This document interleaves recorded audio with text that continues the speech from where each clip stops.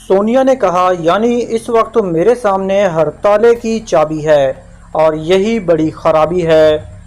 बेचारा एक मास्टर की इससे पहले भी यही दावा कर रहा था। आखिर इस ड्रामे की क्या ज़रूरत है? अपने असली मास्टर की से कहो। सोनिया उस महल में सज्जाद के साथ तन्हा है। वो हमसे मुलाकात करना चाहता था। हम आ गए हैं। अब भी पर्दा नशीन बनकर रहने में क्या राज है? मैं खुद मास्टर की हूँ। यकीन ना हो तो दो दो हाथ करके देख लो। आज तक कोई इन हाथों से बचकर जिंदा नहीं जा सका। या तो मर गया या हमेशा के लिए अपाहिज हो गया। और ये तो मेरा दावा था कि फरहाद को एक दिन अपाहिज बनाकर छोड़ दूंगा। वो ना सही, तुम सही। मैंने बेजारी से कहा, क्या मुसीबत है?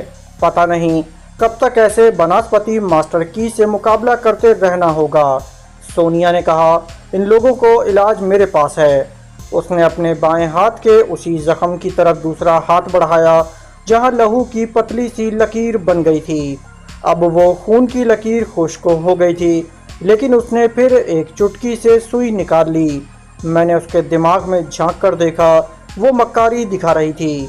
उसने सुई को उस जख्म से नहीं निकाला था, बल्कि फरेबे नज़र से काम लिया था। वो सुई पहले ही उसके दाएं हाथ में थी। फिर उसे नकली मास्टर को दिखाते हुए कहा, असली हो तो ना भागना। हाँ, बनस्पति हो तो भाग सकते हो। ये जहरीली सुई अभी तुम्हारे दिमागी तवानाई को कमज़ोर कर देगी और रसवंती तुम्हारे हवास पर छा जाएगी। उसने गहरी संजीदगी से सुई की तरफ देखा, फिर फौरन ही एक कदम पीछे हटकर रिवॉल्वर निकाल लिया। कहने लगा, मैं नहीं चाहता एक ही गोली में किस्सा तमाम कर दूं। मैं तुम्हें जिंदा रखना चाहता हूं। तुम्हारे ज़रिए रसवंती और फरहाद को कमज़ोर बनाना चाहता हूं। लिहाजा ये सुई मेरे जिस्म में पेवस्त नहीं होगी। इसे लैला की तरफ ले जाओ। बेचारी बीमार है, उसे दवा और इंजेक्शन की ज़रूरत है। दवा ना सही, अपने हाथों से ये इंजेक्शन लगा दो। सोनिया बेबसी से कभी लैला को और कभी मुझको देखने लगी। वो एक्टिंग कर रही थी। जो सुई उसकी चुटकी में दबी हुई थी, उसमें वो जहर नहीं रहा था जो आदमी को कमज़ोर बना देता है, और इस तरह उसकी दिमागी तवानाई कमज़ोर पड़ जाती है। बनस्पति मास्टर की ने डांट कर कहा, मैं इंतज़ार नहीं करूँगा। फ़ौरन आगे बढ़ो और लैला को सुई लगाओ, वरना मैं सज्जाद को गोली मार दूँगा। वो चुटकी में सुई दबाए आहिस्ता आहिस्ता यूं बढ़ने लगी जैसे बहुत मजबूर हो गई हो। बनस्पति मास्टर की ने हाथ उठाकर कहा, ज़रा ठहरो। अगर रसवंती मौजूद है तो उसे कहो फरहाद को लैला सानी की आखिरी सांसों के मुतालिक इतला दे। दूसरे ही लम्हे मैंने रसवंती के लबो लहजे में कहा, मैं सज्जाद के ज़रिए बोल रही हूँ। जैसा कि तुम लोगों को इल्म है, फरहाद अभी ख्याल ख्वानी के काबिल नहीं है। मैं उन्हें लैला की मौजूदा हालत बता रही हूँ। प्लीज़ ये जुल्म ना किया जाए। ये बेचारी बहुत कमज़ोर है। उसने कहका लगाते हुए कहा, सोनिया के बयान के मुताबिक इस सुई में इतना जहर नहीं है कि आदमी मर जाए। हाँ, इतना ज़रूर है कि दिमाग कमज़ोर पड़ जाए। लैला पहले ही आधी मर चुकी है। दिमाग कमज़ोर पड़ने का सवाल नहीं पैदा होता। इसकी आधी मौत इस सुई के ज़रिए होगी। चलो मेरे हुक्म की तामील करो। मैं वक्त बर्बाद नहीं करना चाहता। सोनिया लैला के पास आकर बैठ गई, फिर उसके सर पर हाथ फेरते हुए बोली, हमें अफसोस है। सज्जाद को बचाना ज़रूरी है, क्योंकि ये फरहाद का रोल अदा करता रहता है। यूं भी तुम्हें अगर और थोड़ी देर तिब्बी इमदाद नहीं पहुंचाई जाएगी तो मर जाओगी। मैं बहुत मजबूर होकर अपने हाथों से तुम्हें दवा नहीं जहर दे रही हूँ। ये कहते ही उसने लैला के बाजू में वो सुई चुभो दी। उसने मेरी मर्जी से एक हल्की सी कमज़ोर सी चीख मुंह से निकाली। उसके बाद एक हिचकी ली, फिर उसका सर एक तरफ ढलक गया था। बनस्पति मास्टर की उसे बड़ी तवज्जो से देख रहा था। फिर उसने कहका लगाते हुए कहा, अब वो सुई वहीं छोड़ दो और उठकर खड़ी हो जाओ। 15 मिनट के बाद इस महल की छत पर एक हेलीकॉप्टर आएगा। तुम दोनों मेरे आगे आगे चलते हुए छत पर पहुंचो, मैं तुम्हारे साथ सज्जाद को भी ले जाऊंगा। हम चुपचाप दूसरी तरफ घूम गए, उसके आगे आगे चलने लगे। अभी हम चंद कदम तक गए थे कि अचानक एक कमरे से कोई फर्श पर फिसलता हुआ बाहर आया। फिर उसने उस बनास्पति मास्टर की टांग पर टांग मार दी। वो रिवॉल्वर समेत औंधे मुंह गिर पड़ा। इतना ही काफ़ी था। उसके बाद हमने उसे दबोच लिया। सोनिया ने रिवॉल्वर ले लिया। मैंने उसकी पिटाई शुरू कर दी। वो मेरा मुकाबला कर रहा था, बड़ा जीदार था, लेकिन ये मुकाबला ज़्यादा देर जारी नहीं रह सका। सोनिया ने कहा, मैं ये धींगा मुश्ती पसंद नहीं करती, चुपचाप एक तरफ खड़े हो जाओ। वो उठने लगा। तब मैंने उस शख्स को देखा जो एक कमरे से फिसलता हुआ आया था और बनास्पति मास्टर को अपनी टांगों से उलझा कर गिरा दिया था। वो शख्स आला बीबी का वही मातहत था जो मेरे साथ महल में दाखिल हुआ था। मैं दौड़ता हुआ लैला के पास आया। वो होले होले सांस ले रही थी। मैं उसके अंदर तवानाई पैदा करने की कोशिश करने लगा। दूसरी तरफ सोनिया ने बुलंद आवाज़ से कहा, रसवंती, तुम इस बनास्पति के दिमाग में पहुंचो, मैं रास्ता बना रही हूं। ये कहते ही उसने गोली चलाई। नकली मास्टर की के हलक से चीख निकली। गोली उसके बाजू में पेवस्त हो गई थी और रसवंती उसके दिमाग में पहुंच चुकी थी। ज़रा देर बाद ही उसने कहा, उसका दिमाग कह रहा है, इस महल में अभी 7 अदद मास्टर की का रोल अदा करने वाले मौजूद हैं। हर एक की जेब में नन्हा सा ट्रांसमीटर मौजूद है जिसके ज़रिए उसके साथियों को पता चल जाता है कि उस पर क्या बीत रही है। इसके साथियों को मालूम हो चुका है कि ये हमारी गिरफ्त में है और यकीनन वो इसकी मदद को आने ही वाले होंगे। रसवंती ये बातें आला बीबी के मातहत के ज़रिए कह रही थी। उस मातहत ने फ़ौरन ही आगे बढ़कर बनास्पति मास्टर की जेब से वो नन्हा सा ट्रांसमीटर निकालकर उसे ऑफ कर दिया। फिर उसने मेरे पास आकर कहा, मैं लैला सानी को संभालता हूँ, आप इस बनास्पति की खबर लें। मैंने लैला को उसके पास छोड़ दिया। वो उसे उठाकर एक कमरे में ले आया। मैंने कहा, हम सबको इसी कमरे में जाना चाहिए, इसके साथी यहाँ पहुँचने वाले हैं। सोनिया मेरे साथ उस कमरे में आ गई। अब मैं उस जख्मी मास्टर की के दिमाग में मौजूद था। थोड़ी देर बाद ही भागते हुए कदमों की आवाज़ें सुनाई दीं।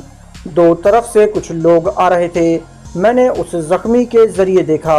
कॉरिडोर के एक तरफ से उसके 2 साथी पहुंच रहे थे, दूसरी तरफ से एक और साथी आ रहा था।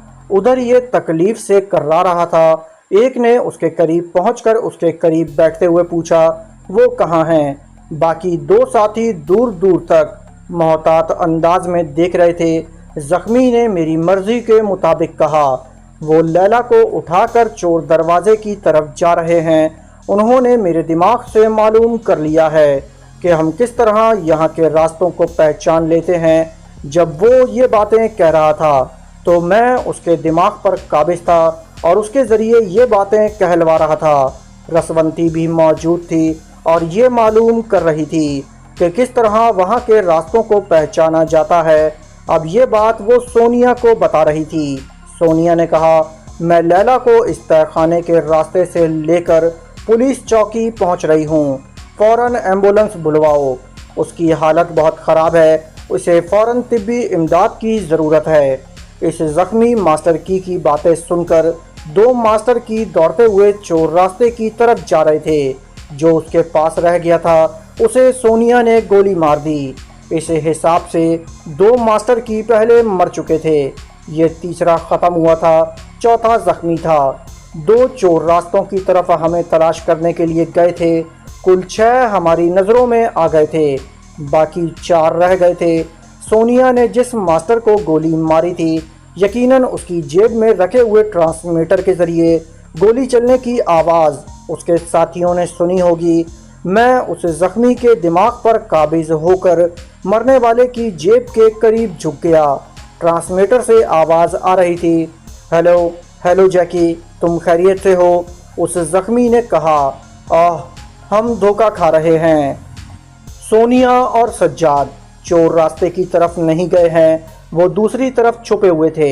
उन्होंने हमारे साथी को गोली मार दी है। प्लीज़ मेरे पास आओ, किसी तरह मुझे तिब्बी इमदाद पहुंचाओ। आला बीबी के मातहत ने लैला को अपने शाने पर लाद लिया। सोनिया के साथ तेजी से चलता हुआ उस कमरे से बाहर आया। अब वो दूसरे कमरे से उस चोर दरवाजे की तरफ जाने लगा।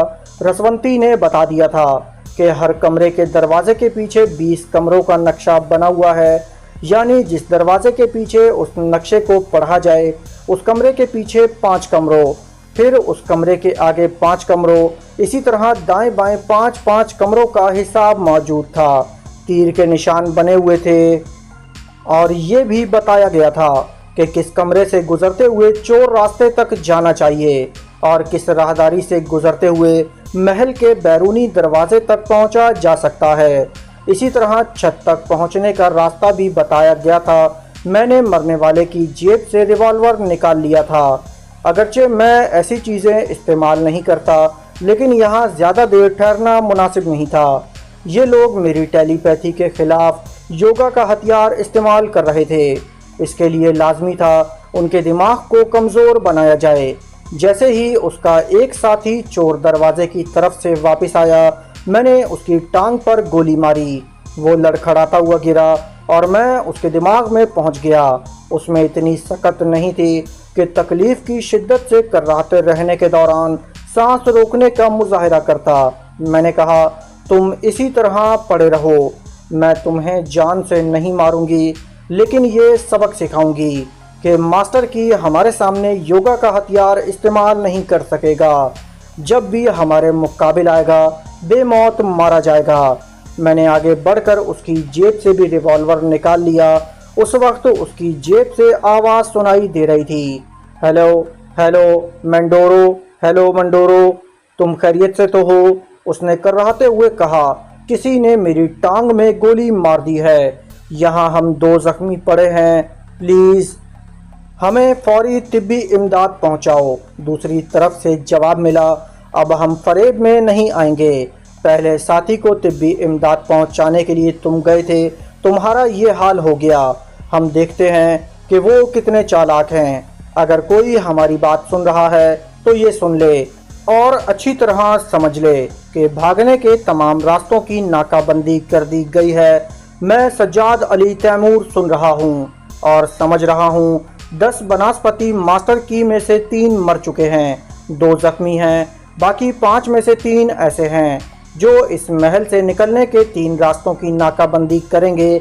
एक चोर दरवाज़ा, एक छत पर जाने वाला रास्ता और दूसरा इसी महल का बैरूनी दरवाज़ा। बाकी 2 रह गए। उन 2 को चाहिए कि वो हमें तलाश करें। अगर नहीं करेंगे तो हम 3 रास्तों में से किसी एक रास्ते से नाकाबंदी करने वाले को हमेशा के लिए हटा देंगे। ऐसा कहते वक्त हेलीकॉप्टर की आवाज़ सुनाई दी। आवाज़ बहुत ज़ोरदार थी, यकीनन वो छत पर उतर रहा था। मैंने कहा, सुनो, इस आवाज़ को सुनो, तुम्हारे फरार का वही एक रास्ता है। महल में रहोगे तो जान से जाओगे।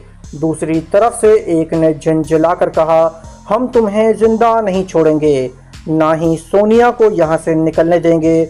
हम इस महल को बम के धमाकों से उड़ा देंगे। बेवकूफ़ के बच्चे, तुम इस महल को तबाह कर दोगे तो मेरे बाप का क्या जाएगा। अपनी खैरियत मनाओ और किसी तरह अपने मास्टर की तक पहुंचकर बताओ कि उसने कितना नुकसान उठाया है। उसके 2 अहम योगा के माहिर पाकिस्तान में मेरे हाथों मारे गए, 5 यहाँ ख़त्म हो रहे हैं। बाकी 5 ने अगर फ़रार का रास्ता इख्तियार नहीं किया तो ये मास्टर की के लिए बड़ी ज़बरदस्त ट्रेजेडी होगी। एक ही रात में ये महल 10 योगा के माहिरों का मकबरा बन जाएगा। ये कहकर मैंने उस ट्रांसमीटर को ऑफ कर दिया। सोनिया के दिमाग में झांक कर देखा, वो चोर दरवाजे तक पहुंच गई थी। उस दरवाजे पर एक बनास्पति मास्टर की मौजूद था। वो सोनिया को देखते ही दीवार की आड़ में चला गया था और वहां से फायरिंग शुरू कर दी थी। जवाबन सोनिया भी फायरिंग कर रही थी। मैंने उन दोनों जख्मियों को भी ख़त्म कर दिया। उनके रिवॉल्वर लेकर सोनिया की तरफ दौड़ता चला गया। अब भटकने का सवाल पैदा नहीं होता। मैं जहां भी रास्ता भूलता था किसी कमरे के दरवाजे के पीछे पहुंचकर नक्शा देख लेता था, फिर उधर जाने लगता था। जब मैं वहां पहुंचा तो सोनिया का रिवॉल्वर खाली हो चुका था। दीवार की आड़ में खड़ा हुआ दुश्मन कह रहा था, तुम्हारी बेहतरी इसी में है कि कमरे से निकल आओ, हेलीकॉप्टर तैयार है, हम यहाँ से निकल चलेंगे। देर करोगी तो हमारे साथ तुम्हारी जान भी जाएगी, फ़ायदा कुछ नहीं होगा। ये कहते हुए वो दीवार की आड़ से निकल आया। फिर कहने लगा, मैं जानता हूँ तुम्हारा रिवॉल्वर खाली हो चुका है, वरना तुम चूकने वाली औरत नहीं हो। उसकी बात ख़त्म होते ही मैंने ठाएं से गोली चलाई। वो अपना बाजू थाम कर रह गया, रिवॉल्वर हाथ से छूट गया। मैंने कहा, फ़ौरन लैला सानी को यहाँ से ले जाओ, मैं अभी आ रहा हूँ। आला बीबी के मातहत ने लैला को फिर शाने पर लाद लिया। उसके बाद दौड़ता हुआ चोर दरवाजे तक आया। जख्मी मास्टर की उनका रास्ता रोकना चाहता था। मैंने उसके दिमाग को एक झटका पहुंचाया। वो चीखें मारता हुआ पीछे जाकर दीवार से लग गया। तकलीफ से कराते हुए ज़मीन पर पड़े हुए रिवॉल्वर को देखने लगा। मैंने कहा, हाँ हाँ, आगे बढ़ो और उस रिवॉल्वर को उठाने की कोशिश करो। तुमसे पहले बहुत सौ ने ऐसी कोशिश की हैं, एक तुम भी सही।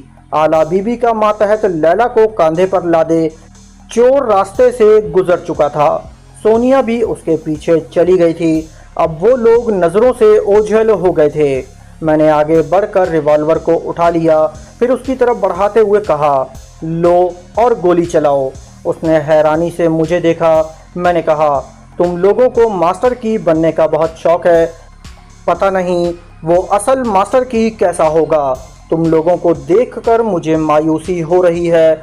वो जख्मी दीवार से टेक लगाए बेयकीनी से रिवॉल्वर की तरफ देख रहा था। उसे यकीन नहीं आ रहा था कि मैं सचमुच उसे रिवॉल्वर दे रहा हूँ। फिर उसने अपना दूसरा हाथ उस जेब में डाला जिसमें ट्रांसमीटर रखा हुआ था। उसे निकालकर ऑफ करने के बाद कहने लगा, मिस्टर सज्जाद, अगर आप यकीन करना चाहें तो मैं अपनी खिदमत पेश करता हूँ। मैं खुदा की कसम खाकर कहता हूँ, आप लोगों से बहुत मुतासिर हूँ। एक बार फरहाद साहब से रब्ता कायम करा दीजिए, वो मेरे दिमाग में झांक कर मेरी सच्चाई को तस्लीम कर लेंगे। मैंने उन लोगों के मुताल्लिक बहुत कुछ सुना था। मुझे बड़ा शौक़ था कभी सोनिया से टकराऊं, बड़े चर्चे सुने थे। आज आंखों से देख लिया, वो समंदर की मछली है, कभी हाथ नहीं आती, हाथों से फिसल जाती है। मैंने रसवंती के लबो लहजे में कहा, मैं इस वक्त सज्जाद की ज़बान से रसवंती बोल रही हूँ। तुम हमारे लिए क्या खिदमत अंजाम दे सकते हो? मेरी ज़िंदगी बख्श दो, मुझे ना मारो, वापस जाने दो। मैं वादा करता हूँ बहुत जल्द आपको या फरहाद साहब को मास्टर की तक पहुँचा दूँगा। मैं उसे टटोलती हुई नज़रों से देख रहा था और उसके दिमाग को पढ़ता जा रहा था। वो दुरुस्त कह रहा था, उसके मन में खोट नहीं था। मैंने रसवंती के लहजे में कहा, अच्छी बात है, हम तुम्हें जान से नहीं मारेंगे, तुम्हें आजमाएंगे। मैंने उससे ट्रांसमीटर ले लिया। फिर कहा, अगर इसके ज़रिए तुम ये कहोगे कि मैं तुम्हें ज़िंदा छोड़कर चला गया हूँ तो वो यकीन नहीं करेंगे, क्योंकि तुम्हारे साथियों के ट्रांसमीटर के ज़रिए मैं उन्हें काफ़ी फ़रेब दे चुका हूँ। तुम ट्रांसमीटर के बगैर यहाँ रहो, कोई ना कोई साथी तुम्हारी मदद के लिए ज़रूर पहुँचेगा। ये कहकर मैं वहाँ से दूसरी जगह गया। एक दरवाजे के पीछे उस रास्ते को समझने की कोशिश की जो छत की तरफ ले जाता था। फिर मैं उधर जाने लगा। मास्टर की के दो मातहत उसी चोर दरवाजे की तरफ आ रहे थे। उन्होंने समझ लिया था कि सोनिया फरार होने में कामयाब हो रही है। उन आने वालों से मेरा सामना हो सकता था, लेकिन मैं एक कमरे में छुप गया। मैं चाहता था वो उस ज़ख्मी के पास पहुँचें और उसे अपने साथ उठा कर ले जाएं। उस ज़ख्मी का नाम बहरोज़ आफंदी था। उस कमरे में छुपकर मुझे इत्मीनान से उसके ख़यालात पढ़ने और उसके मुताल्लिक़ मालूमात हासिल करने का मौका मिला। वो तकरीबन 6 बरस से मास्टर की का मातहत रहता आया था। वहीं उसने योगा का फ़न सीखा था। तीर और तलवार चलाने, रिवॉल्वर से लेकर मशीन गन तक चलाने की महारत रखता था। मास्टर की के पास आने से पहले किसी और मास्टर के मातहत रहकर काम करता रहा था। उसकी एक आदत ये थी कि जो शेर पर सवा शेर नज़र आता था वो उसी का ग़ुलाम बन जाता था और हमेशा खूब से खूब तर की तलाश में रहता था। अब उसे मास्टर की से ज़्यादा हम सवा शेर नज़र आ रहे थे, इसलिए वो हमारा साथ देने पर आमादा हो गया था। आइंदा वो कौन सा रुख बदलने वाला था ये हम नहीं जानते थे। अगर कोई हमसे भी सवा शेर नज़र आता था और वो उधर जाता तो फिर देखा जाता। दोस्तों, इस किस्त का इख्तिताम यहीं किया जाता है। जाने से पहले इस वीडियो को लाइक कीजिए, चैनल को सब्सक्राइब कीजिए। इंशाअल्लाह आपसे अगली किस्त में मुलाकात होगी। जब तक अपना और अपने इस चैनल का ख्याल रखिएगा। अल्लाह हाफिज़।